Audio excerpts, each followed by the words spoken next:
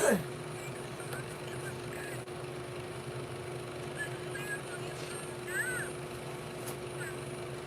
evening. Good evening, everyone. Happy Wednesday. We are in for a good read tonight. I'm getting myself all comfy here. That's for sure.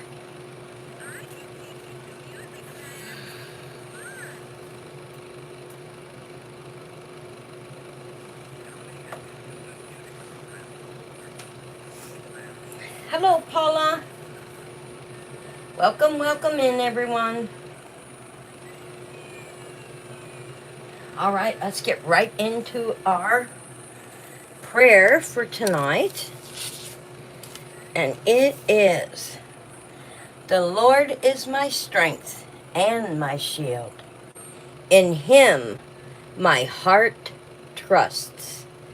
Psalms 28:7. The Lord is my strength and my shield. In him my heart trusts. Psalms 28:7. What a beautiful saying. That is an awesome prayer. Is the Lord your strength and your shield? I know he is mine.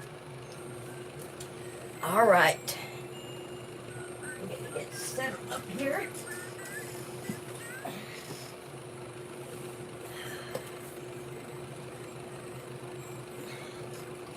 I have a blanket tonight.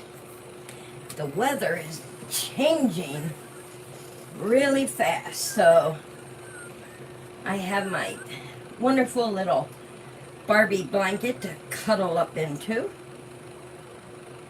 That's right, Paula.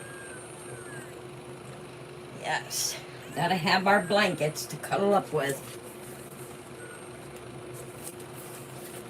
And where we left off was chapter 32, and if you remember, it was getting extremely interesting. All right. I can't sleep.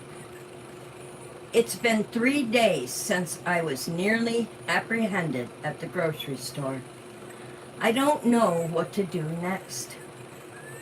Nina has been pleasant enough, so maybe she feels like I've learned my lesson about who is boss in this house. Maybe she isn't trying to send me to jail. But that's not the reason I'm tossing and turning. The truth is, I can't stop thinking about Andrew. That night we spent together, the way I feel when I'm with him. I've never felt this way before, and until Nina dropped the bombshell out of my past, he felt the same way, I could tell. But not anymore. Now he thinks I'm nothing but a common criminal. I kicked the blankets off my legs.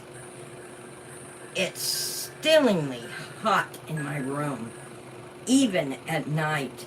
If only I could open that stupid window. But I doubt Nina is going to do anything to make me feel more comfortable here. I finally wander downstairs to the kitchen. I have that mini fridge in my room, but I don't have much food in it. It's too small.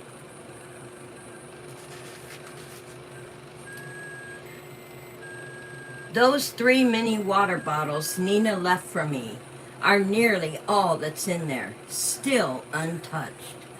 As I'm walking to the kitchen, I notice the light is on for the back porch. I frown and approach the back door. That's when I realize there's a reason the light is on. Somebody is out there. It's Andrew. Sitting all alone in one of the chairs out there, drinking from a bottle of beer. I quietly slide open the back door. Andrew blinks up at me in surprise, but he doesn't say anything. He just takes another swig from his bottle of beer. "Hey," I say. "Hey," he says. I squeeze my hands together.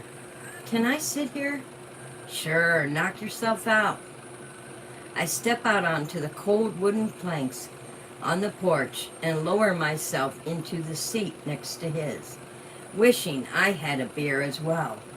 He doesn't even look at me. He just keeps drinking from his beer bottle, staring out into the huge backyard. I want to explain. I clear my throat. I mean, why I didn't tell you. You don't have to explain. He glances in my direction, then back down at his beer. "It's pretty obvious why you didn't tell me." "I wanted to." "That's not true. I didn't want to tell him. I didn't want him to even know. Even though that was entirely unrealistic. Anyway, I'm sorry." He swishes the beer around in his bottle. "So what were you in prison for?" I really, really wish I had a beer. I open my mouth, but before I can figure out what to tell him, he said, "Forget it. I don't want to know. It's none of my business." I chew on my lip. "Look, I'm sorry I didn't tell you. I wanted to try to put the past behind me. I didn't mean any harm." "Yeah." And I stared down at my hands in my lap. I was embarrassed. "I didn't want you to think less of me. Your opinion means a lot to me." He rolls his head to look at me, his eyes soft under the porch light. "Millie, I also want you to know." I take a deep breath. "I had a really great time the other night. It was one of the best nights I've ever had. Because of you. So whatever else happens, thank you for that. I just had to tell you that." There's a crease between his eyebrows. I had a great time too. I haven't felt that happy in... He pinches the bridge of his nose. "A while." I hadn't even realized it. We stare at each other for another moment. There's still electricity between us. I can see it in his eyes, that he feels it too. He glances at the back door, and before I know what's happening, his lips are on mine. He kisses me for what felt like an eternity, but it's probably more like 60 seconds. When he pulls away, there's regret in his eyes. I can't. I know. It's not meant to be between us. For so many reasons, but he wanted to go for it. I would do it, even if it meant making an enemy out of Nina. I would risk it for him. But instead, I get up and leave him behind on the porch with his beer. The wood stairs is cold against my bare feet as I walk back up to the second floor. My head is still spinning from that kiss, and my lips are tingling. That can't be the last time. It can't. I saw the way he was looking at me. He has real feelings for me. Even though he knows about my past, he still likes me. The only problem is... Wait, what's that? I freeze at the top of the stairs. There is a shadow in the hallway. I sprint at it, trying to make out the image in the darkness, and then it moves. I let out a screech and nearly go toppling down the stairs. I grab onto the banister and save myself at the last second. The shadow shifts, coming closer, and I can see what it is. It's Nina. "Nina!" I grasp. Why is she standing there in the hallway? Was she downstairs? Did she see me and Andrew kissing? "Hello, Millie." It's dark in the hallway, but the whites of her eyes almost seemed to be glowing. What, what are you doing here? She scowls at me, the light from the moon creating disturbing shadows on her face. It's my home. I don't have to account for my whereabouts. Of course, it's not really her home. Andrew owns the house, and if they weren't married, she couldn't live here. If he decided to choose me over her, this would be my house. Though these thoughts are insane. Obviously, that isn't going to happen. I'm sorry. She folds her arms across her chest. What are you doing here? I came downstairs to get a glass of water. Don't you have water in your room? I drank it all, I lie. And I'm sure she knows it's a lie, considering she snoops in my room. She's silent for a moment. Andy wasn't in bed. Did you see him downstairs anywhere? I think he was out on the back porch. Ah, I see. But I'm not sure. I didn't talk to him or anything. Nina gives me a look that she doesn't believe one word that I'm saying, which is fair enough since it's all lies. I'll go check on him, and I'll head up to my room. She nods and pushes past me, jostling my shoulder. My heart is pounding. I can't push away the feeling that I have made a terrible mistake crossing Nina Winchester. Yet I can't seem to stop myself. And that takes us to chapter 33.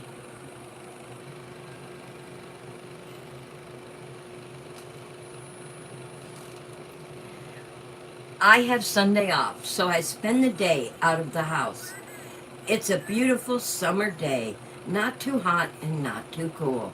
So I drive over to the local park and sit on the bench and read my book. When you're in prison, you forget those simple pleasures.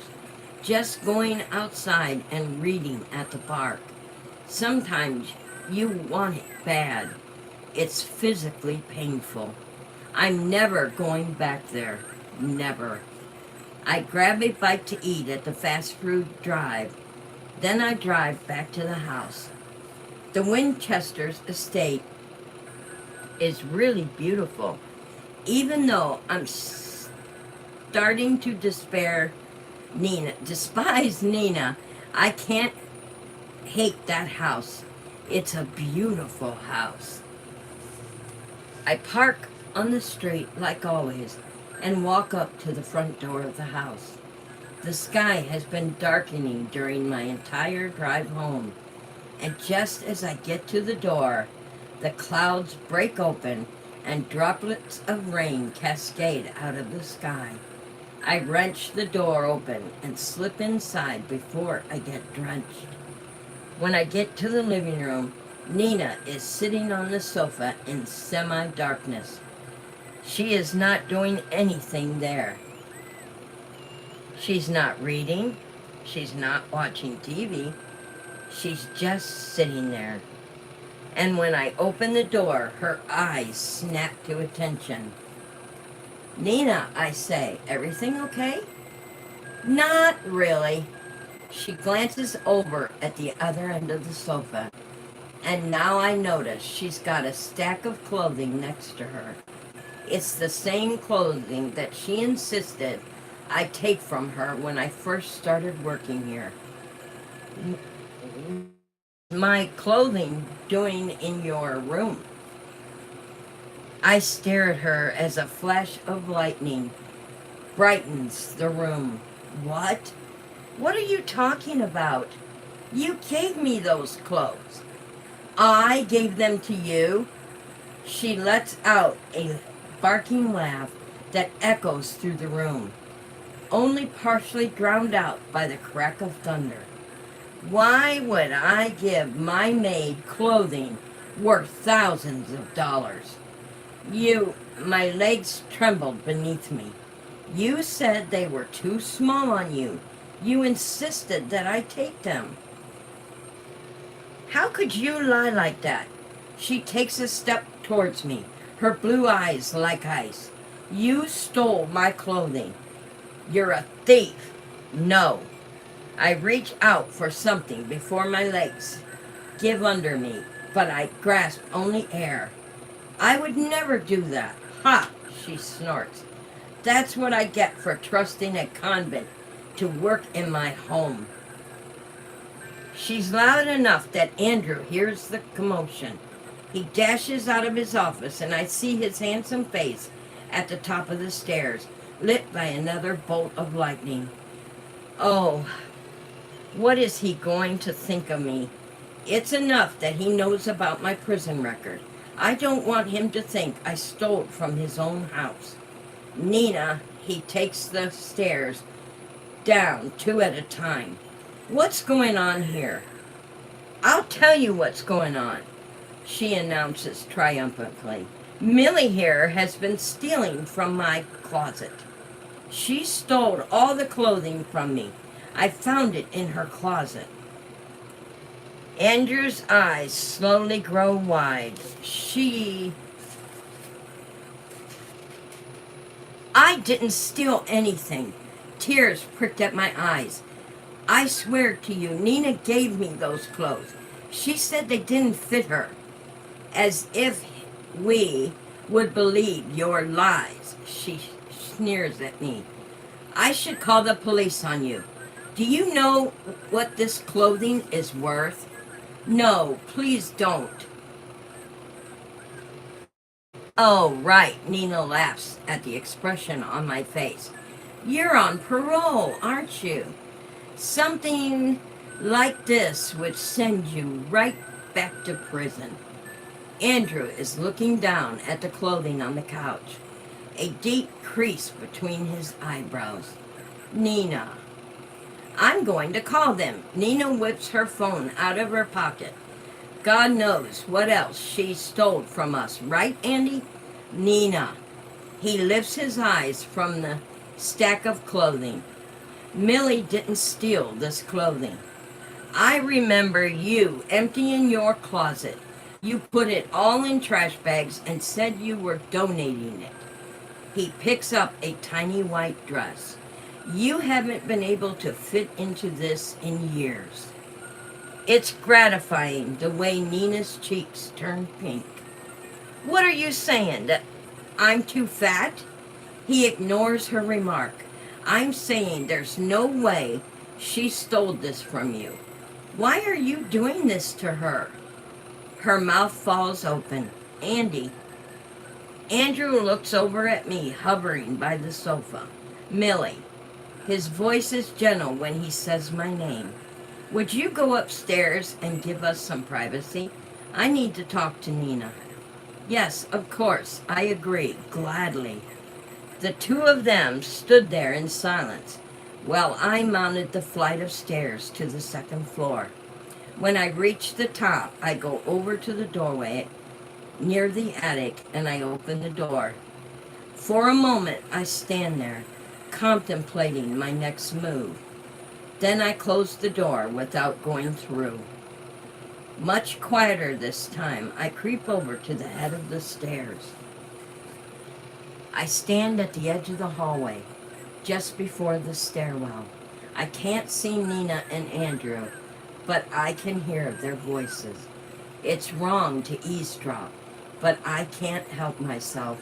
After all, this conversation will almost certainly involve Nina's accusations about me.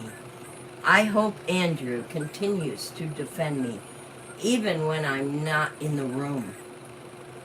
Will she convince him that I stole her clothes? I am, after all, a convict. You make one mistake in your life, and nobody ever trusts you again. Didn't take these dresses, Andrew is saying. I know she didn't. How could you take her side over me? Nina shoots back. The girl was in prison. You can't trust somebody like that. She's a liar and a thief, and she probably deserves to be back in prison. How could you say something like that? Millie has been wonderful. Yes, I'm sure you would think so. When did you become so cruel, Nina? His voice trembles. You've changed. You're a different person now. Everyone changes, she spits at him. No, his voice lowers, so that I have to strain to hear it over the sound of raindrops. They're falling outside and hitting the pavement. Not like you. I don't even recognize you anymore. You're not the same person I fell in love with. There's a long silence, broken by a bolt of thunder that crackles loud enough to shake the foundation of the house. Once it's faded, I hear Nina's next words loud and clear. What are you saying, Andy? I'm saying I don't think I'm in love with you anymore, Nina. I think we should separate. You're not in love with me anymore, she bursts out. How can you say that? Oh my goodness. I'm sorry. I was just going along with things, living out lives, but I didn't realize how unhappy I was. Nina is quiet for a long time as she absorbs his words. Does this have anything to do with Millie? I held my breath, waiting to hear his answer. There was something between us that night in New York. But I'm not going to kid myself that he's leaving Nina because of me. This isn't about Millie, he finally said. Really? So are you going to lie to my face and pretend nothing ever happened between you and her? Dang, she knows. Or at least she thinks she knows. I have feelings for Millie, he says, in a voice so quiet. I'm sure I must have imagined it. How could this rich, handsome, married man have feelings for me? But that's not what this is about. This is about you and me. I don't love you anymore. This is bullcrap. The pitch of Nina's voice is going up, the point where soon only dogs will be able to hear her. You're leaving me for our maid. This is the most ridiculous thing I've ever heard. This is the embarrassment to you. You're better than that, Andrew. Nina, his tone is firm. It's over. I'm sorry. Sorry. Another crack of thunder shakes the floorboards. Oh, you don't know what sorry is. There's a pause. Excuse me? If you're going to go through with this, she growls at him, I will destroy you in court. I will make sure you are left penniless and homeless. Homeless? This is my home, Nina. I bought it before we even knew each other. I allow you to stay here. We have a prenup, as you recall, and after our marriage ends, it will be mine again. He pauses again. And now, I'd like you to leave. I hazard a look around the stairwell. If I crouch, I can make out Nina standing in the center of the living room. Her face pale, her mouth open and closes like a fish. You can't be serious about this, Andy. I'm very serious. But she clutches her chest. What about Cece? Cece is your daughter. You never wanted me to adopt her. It sounds like she's speaking through gritted teeth. Oh, I see what this is about. It's because I can't have another baby. You want somebody younger, who can give you a child. I'm not good enough anymore. That's not what this is about. Although, on some level, maybe it is. Andrew does want another child, and he can't have that with Nina. Her voice trembles. Andy, please don't do this. Don't humiliate me this way, please. I'd like you to leave, Nina, right now. But it's raining. Andrew's voice doesn't waver. Pack a bag and get out. I can almost hear her weighing her options. Whatever else I can say about Nina Winchester, she's not stupid. Finally, her shoulders sag. Fine, I'll leave. Nina's footsteps thud in the direction of the stairs. It occurs to me, a second too late, that I need to move out of sight. Nina lifts her eyes and sees me standing at the top of the stairs. Her eyes burn with anger, like there's nothing I've ever seen. I should run back to my room, but my legs feel frozen as her heels bite into the steps, one by one. The lightning flashes one time, and she reaches the top of the stairs, and the glow on her face makes her look like she's standing in the gates of Hades. Do. My lips feel numb. It's almost hard to form the words. Do you need help packing? There's such venom in her eyes. I'm afraid she is going to reach into my chest and yank my heart out with her bare hands. Do I need help packing? No, I can manage.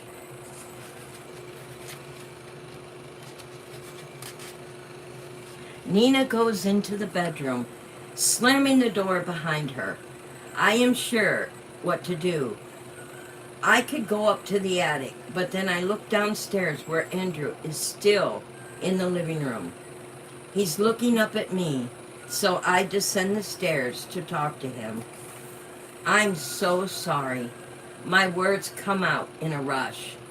I didn't mean to. Don't you dare blame yourself, he said. This was a long time coming. I glance at the window, which is drenched with rain. Do you want me to go? No, he said. I want you to stay. He touches my arm and a tingle goes through me. All I can think is I want him to kiss me, but he can't do that right now. Not with Nina right upstairs. But soon she'll be gone. About 10 minutes later, Nina comes down the stairs, struggling with a bag on each shoulder. Yesterday, she would have made me carry those and laugh at how weak I was. Now she has to do it herself. When I look up at her, her eyes are puffy and her hair is disheveled. She looks terrible. I don't think I realized exactly how old she was until this moment. Please don't do this, Andy, she begs him. Please. A muscle twitches in his jaw. The thunder cracks again, but it's softer than it was before. The storm is moving away. I'll help you put your bags in the car. She chokes back a sob. Don't bother. She trudges over to the door to the garage that is just off the side of the living room, struggling with her heavy bags. Andrew tries to reach out to help her, but she shrugs him away. She fumbles to get the door open to the garage. Instead of putting her bags down, she's trying to juggle them both and get the door open. It takes her several minutes, and I can't stand it anymore. I sprint across to the door, and before she can stop me, I turn the knob and throw it open for her. Gee, she says, thanks so much. I don't know how to respond. I just stand there as she pushes past me with her bags. Just before she goes through the door, she leans in close to me, so close I can feel her breath on my neck. I will never forget this, Millie, she hisses in my ear. My heart flutters in my chest. Her words echo in my ears. She tosses her bags into the back of her white Lexus and then zooms out of the garage. She left the garage door open. I can see the rain pouring down onto the driveway as a gust of wind whips me in the face. I stand there for a moment watching. Nina's car disappears into the distance. I nearly jump when an arm encircles my shoulders. Of course, it's just Andrew. Are you okay? He asks me. He is so wonderful. After that miserable scene, he's considerate enough to ask me how I'm feeling. I'm okay. How about you? He sighs. That could have gone better, but it had to be like that. I couldn't keep living that way. I didn't love her anymore. I look back out at the garage. Is she going to be okay? Where is she going to stay? He waves a hand. She's got a credit card. She'll just get a hotel room.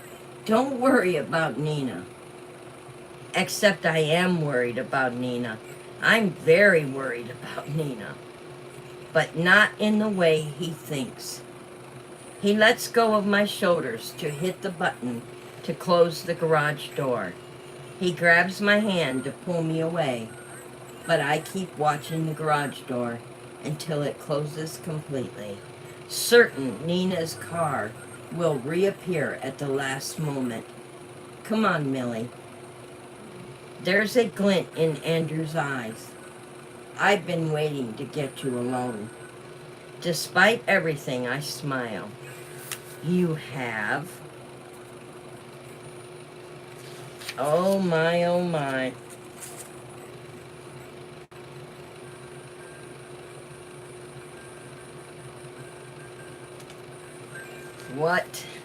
What a chapter, y'all. You have no idea. He pulls me in for a kiss, and I melt against him. The thunder cracks once again. I imagine I can still hear Nina's car in the distance, but that's impossible. She's gone for good. And that takes us to chapter 34. Oh boy. I'll tell you guys, I think there's a real mess going on here. I mean, when they say a thriller, it messes with the mind, and that is exactly what this book is doing. Messing with our minds. How many of you thought that Nina, or that Andrew would kick Nina out? I sure didn't. I didn't see that coming. That is a twist from left field right there. Wow. It just keeps getting better and better, but that's what thrillers do. They pull you in, get you involved, and then throws the twisters in there and mess with your mind, and then, oh, what an ending. That is a good book. And I want to thank you all for coming in tonight and reading with me The Housemaid. And I will see you next Wednesday, same time and same place. And we will see what's going to happen between Nina and Millie. And of course, Andrew and Millie. Oh, who knows what's going to happen next. Good night, everyone. Sleep tight, stay sweet, and always stay positive. Night night.